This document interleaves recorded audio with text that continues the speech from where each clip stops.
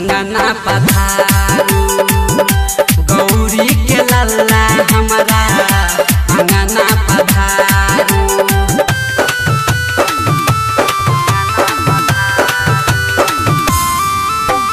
DJ Ranjan DJ Ranjan सुन रहल छी वर्षमिया एंटरटेनमेंट के शानदार प्रस्तुति।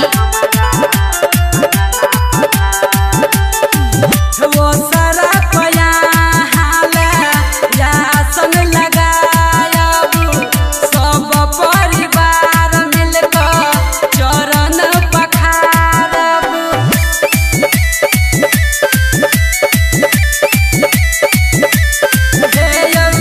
वो सारा पया हाले यासन लगायब सब परिवार मिलकर चरण पखारब।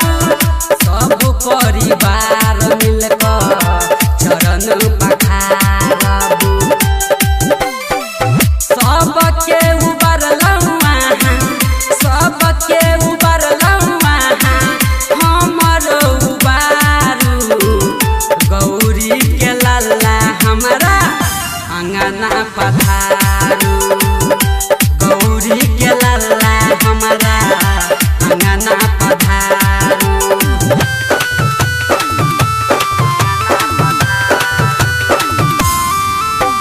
डीजे रंजन डीजे रंजन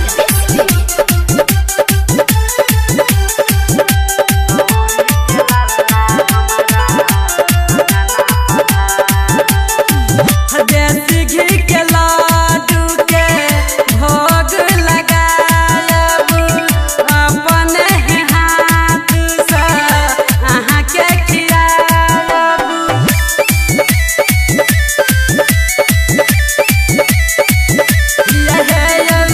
देसी घी के लाडू के भोग लगायब अपने हाथ से अहाँ के खियायब।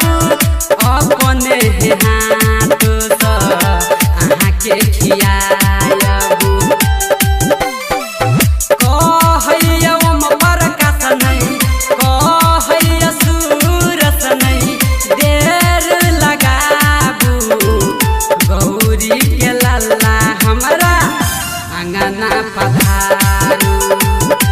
गौरी के लल्ला हमारा अंगना पधारू।